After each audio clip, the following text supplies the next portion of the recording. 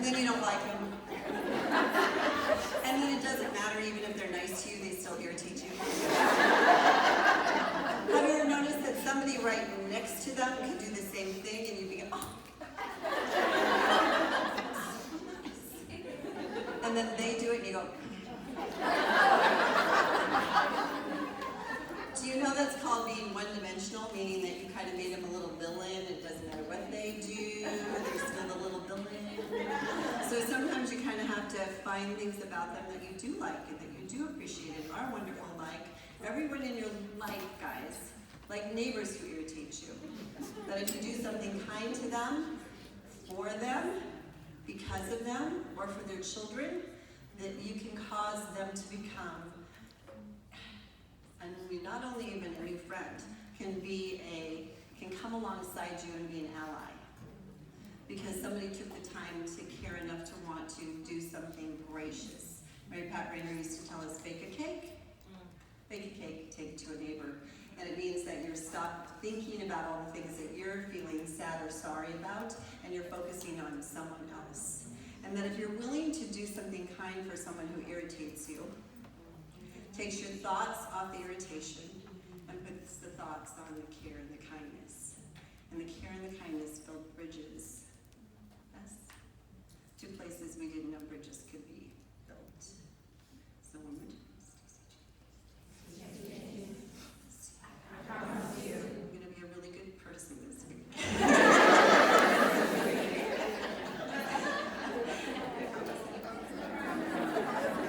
Alright, so it's so nice to be important, but it's way more important to be nice. Exactly. And in our business, there's so many ways in which we get to bless lives. So I'm going to tell you why I started really quick in Mary Kay. And we're going to go into self-confidence, and we're going to insecurities, and we're going to be a stronger version of ourselves. Because if you were 10 times more confident than you currently are at this moment, would your life look different than it does right now? Yeah.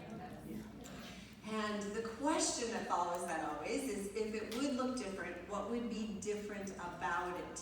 Because what is the significance of having more confidence? The significance is that it shifts things. It shifts internally how you process information and how you filter information, and then sometimes how you take control of your life, because you know that people who are confident feel more in control than when you're not feeling confident, yes? And confidence is not something that necessarily we feel every single day. Your confidence can get knocked, it can get shifted, it can get altered, someone can affect it, but the key is that we're going to establish a core of confidence. When you have a core of confidence, then something can happen to shake it, but it's not going to shake it for very long. That means you're going to be able to rally. You're going to be able to be resilient with it. So, when I sat in front of the woman who shared the marketing plan with me, I was teaching school at that point in time, loving teaching school, because from the time I was in 3rd grade, that's what I wanted to be, was a school teacher. It was my destiny. And I did it. I went to college, first person in our entire family that ever went to college, graduated, got my teaching position. I sat down with my dad and had lunch, and it was my little congratulatory lunch. My dad was an entrepreneur, and he said, "We are so proud of you, we're so excited, but I think you've got even more in you than this." And I was very frustrated with that comment, because this was going to be a congratulatory lunch. I wanted him to fawn over me. I wanted him to tell me all the reasons why I was a magnificent daughter, and all the reasons why he was very proud that I saw it through and I got it done, and then I actually got a position in my field. But what he was saying to me is that I want you to consider that there are some talents and some giftedness that I see inside of you that I think there's a little rogueness, like there's a part of you that is to be expanded beyond the place that you're currently framing for your life, beyond that place. So when we talk about in Mary Kay that you're rule followers or rule breakers, which I love, it's because this is a business where we think outside of the box, and we consider that the life that we're living currently can be very different than it currently is. And it's not about not appreciating the life that you have, and it's not about not having gratitude, because gratitude always and forever is the most significant thing that you can have in your life. No matter what is going on in your life, whether it's challenging or difficult or frustrating or even crisis that are happening, we can always find things to be grateful about. And when we operate in gratitude, it opens up our heart. And when it opens up our heart, then we can notice things that we maybe wouldn't notice otherwise. Are you with me? Okay, so as I sat in front of this woman and she was telling me about this Mary Kay thing, I didn't even want to hear about the Mary Kay thing. The only reason I heard about the Mary Kay thing is that she offered to take me to lunch. And I was a broke person, destitute, poor person at the time, far in debt. And when a far in debt person gets invited to lunch and someone's going to treat you, it can be a very exciting thing. It sounds very pathetic, but it can be a very exciting thing when you're at that place. And so my husband, Brian, was in college full-time at that point in time. He was in pre-med, and our daughter Jennifer was 4 years old, and she's my stepdaughter, and we got married and had an instant family. And we had one car that had a hole in the floorboard that was falling apart. We had lots and lots and lots of debt. And we had dreams, but the dreams were kind of on the back burner, because the reality is that we couldn't even pay the bills on a monthly basis. The reality is that we didn't want him to slow down in his position, which you really can't do that in pre-med. We can't take on anything else, because our dreams were on his shoulders. And that was the direction that we were going. So when I was offered the invitation to go to lunch, was not interested in something else except that when I sat down with her and she was sharing with me about the marketing plan, which I thought it was extraordinary, and I understood it, and I understood how it is that you can make the money that she was sharing with me, because it's 50% commission. 50% commission is half. That's a lot. And I love makeup, and I love skincare, but we have lots of women who come into our company that don't love makeup, and maybe haven't even ever taken care of their skin, because it's really about teaching and educating women. It's not as much about the product that you're using, except that when you love something, it's easy to share it. So I hadn't tried the product, I looked at the Applause magazine, I saw all the checks in there, and I thought, if there's this many women making this much money, something's got to be good about this product. All those years ago. But it really was because she shared with me about the philosophy of the company. And here's what I believe today. I believe the philosophy and the culture of our company are things that should be taught in high school. I think that there should be classes in high school to teach women and young men people skills. I think there should be classes to teach appropriate dating. I love the fact that we have a curriculum in Mary Kay that goes into the high schools that we have lobbied on in all of the states. In fact, I was in Oklahoma, I was at the state capitol lobbying for the curriculum to go in and teach appropriate dating. I believe that there should be classes in college that teach that if you establish good communication skills and caring and listening and rallying people for the sake of what's best for them, that's going to make all the difference when you start a business, because it's based on trust, not based on trying to convince somebody of something. Yes? Yes. So as I was listening to her talk about the culture of this business, and as I heard her say that Mary Kay Ash did not believe in constructive criticism, that was the statement that caused me to say yes. Because when I taught children in my classroom, I knew that criticism didn't ever motivate a child. It only caused them to dig their little heels in. And that you can guide someone, help someone, direct someone without diminishing them. So criticism is the word that I'm challenged with. Criticism is, the root of it is being critical. I believe you can be constructive without being critical. Yes?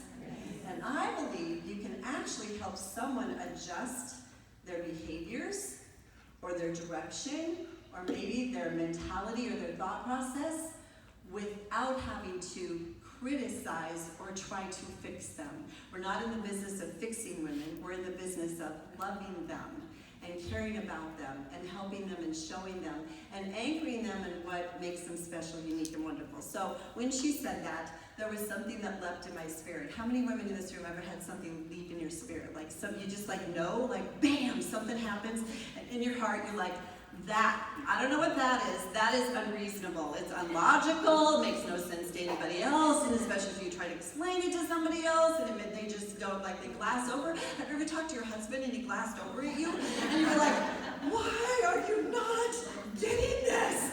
Because obviously this is important to me. So what I've learned with women is don't ever glass over with women.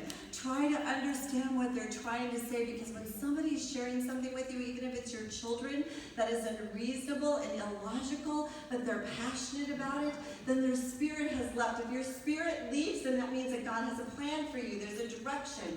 Leaping is the Holy Spirit. It is something that creates a spark in your heart and causes you to want to do something that's unruly, like it's against the dialogue of the world. It would have been against the dialogue of the world for me to sign that little information sheet at that point in time. Write out a check for $85 to Mary Kay Cosmetics when I didn't have anything that resembled $85. To say, I'm going to try this thing, but I never tried the product, been to a party, or had experienced any part of it, there was still something about it that caused me to want to. So this is the deal. When we're talking about possibilities for our lives, there is such a thing as alignment and assignment. Now last month we talked about conversion, how you can convert your fear into faith, right? This is about alignment and assignment. It is about assignment for your life that has to do with your purpose and your direction, and then also that it is fueled by your talents and your giftedness. So I want you to turn to your AV person and I want you to say, hey.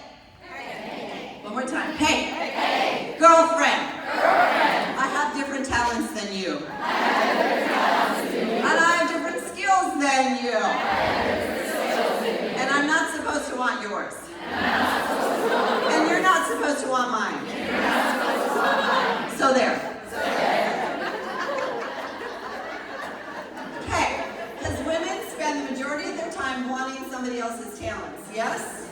And we want somebody else's giftedness. And we just think if I could do that, or I could be that, or I could do that, then my life would be so much better. Instead of knowing that we need to take responsibility for our own talents, our own giftedness, and usually it's because we don't even know what they are. Yes?